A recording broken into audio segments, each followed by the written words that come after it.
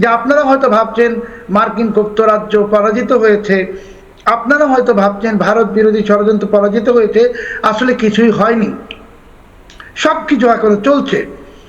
ভারতের ভারতের বিরুদ্ধে ষড়যন্ত্র চলছে এখনো।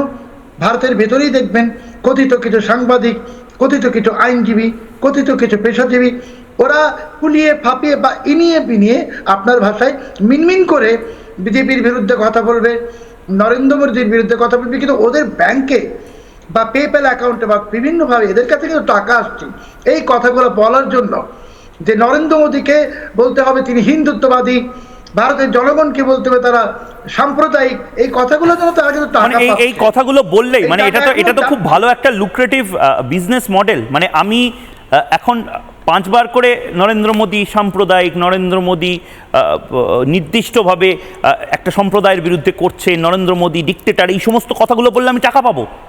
মানে এরকম পলিসি চালু করেছিল সিআইএ।